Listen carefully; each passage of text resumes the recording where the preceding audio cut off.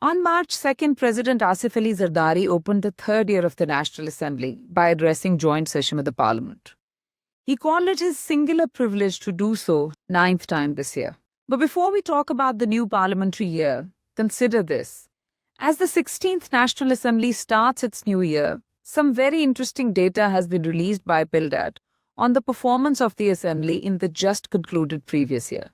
The 16th National Assembly in its second year met only for 84 working days.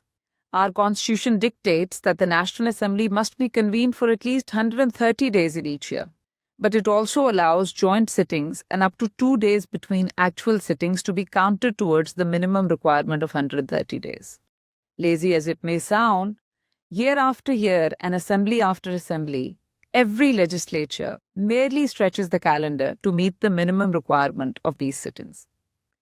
So in 2025, even though the 16th National Assembly was to meet for a minimum of 130 days, its actual sittings did not go beyond 84 working days. Is not a one-off anomaly. Let me give you a comparison. The UK House of Commons, under the Westminster parliamentary model Pakistan follows, convenes 150 sittings or working days in a year on average. National Assembly's own historic average of 94 sittings per year has also not been met in the second year of the 16th National Assembly.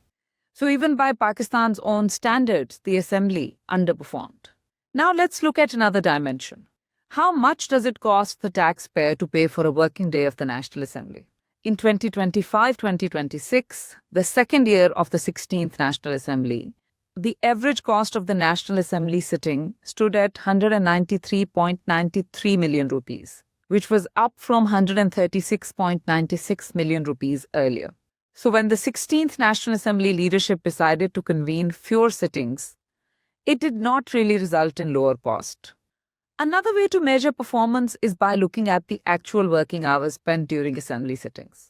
During its second year, the 16th National Assembly met for only 231 hours in total. This is almost 29% fewer hours than the Assembly's own average of 325 hours of work every year. This raises an obvious question. What did the National Assembly really achieve by meeting fewer days and fewer hours than even the historically low averages of previous years? Another data point is that the National Assembly passed 59 laws. This number is far above the average of about 21 laws per year which have been passed by previous National Assemblies. Now, interestingly, this tells us that the government of the day pursued an ambitious legislative agenda, even though most, if not all, the laws passed were perceived to be more contentious than consensus-based. All through last year, we've seen an intense debate on the substance and quality of some of these laws. These include, of course, the 27th Constitutional Amendment, which revised fundamental aspects of Pakistan's judicial architecture, military command structure, and institutional balance. Another prime example of such a law is the Elections Amendment Bill 2026, which served to restrict and not enhance public access to parliamentarians' asset statements every year. I guess viewers can rightly question, when the National Assembly met for fewer days and fewer hours, how did it manage to pass more laws? The increase in number of laws passed in fewer working days and fewer working hours certainly points to the possibility that more often than not, the required process of legislative review and scrutiny was deliberately bypassed. In other words, hasty legislation was at the cost of required review and scrutiny of these laws. Yet another problem with the National Assembly's performance is that while it aimed at discussing and disposing of many issues in its agenda, nearly half of its planned agenda per sitting, or 47.59% of the agenda, could not be discussed and was left over. This points to another critical problem, where the Assembly is unable to dispose of scheduled business and agenda. Why does that happen really? Obviously, one issue is reducing duration of each sitting and committing to fewer business days in a year. However, this also points to an almost careless attitude toward agenda planning and agenda setting, and the inability of the Assembly to execute the agenda without committing to more working days and hours annually. Do you know why year after year, session after session, the National Assembly is getting away with it? While you guess, let me take you to another important point.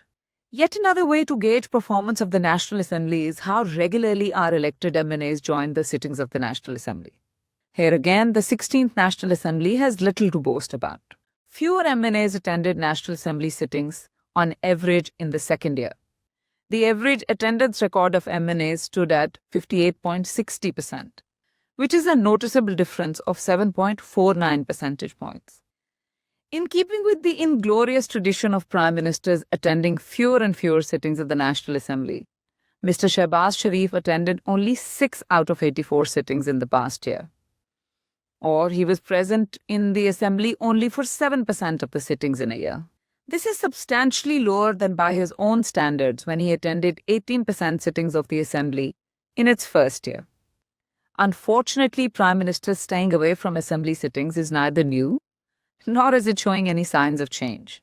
Earlier, Prime Minister Imran Khan joined only 18 out of 96 or 19% sittings of the National Assembly in the same period.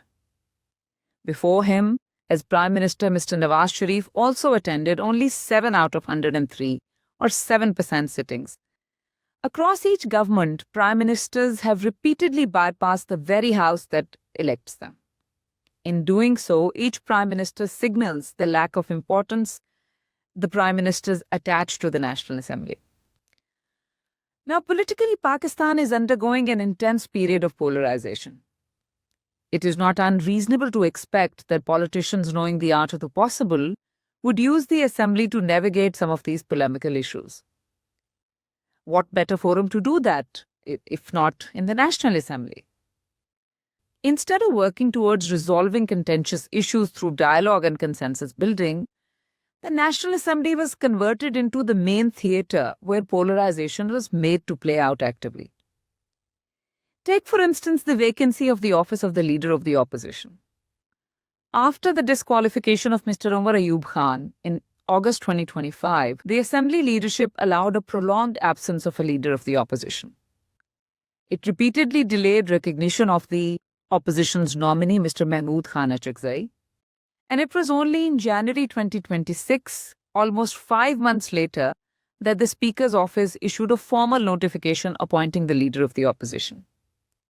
As a result, the National Assembly worked without a recognized Leader of the Opposition for nearly half a year. Of the many political turmoils the Assembly existed in the past year, it made little effort to enhance its relevance as an institution. While it was used to rush through key laws altering the architecture of the institutions, the Assembly failed to lead in addressing the key issues facing the country.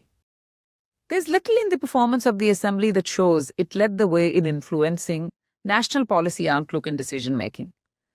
As before, major decisions impacting the country's policy and the fate of democratic governance were taken outside the Assembly's premises and without its input.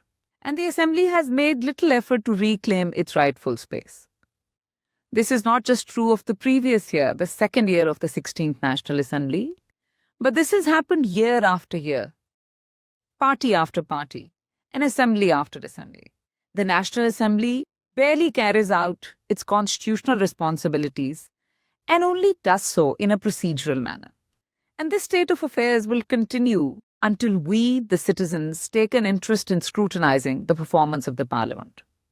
The fault, dear citizens, is not in our stars, but in ourselves.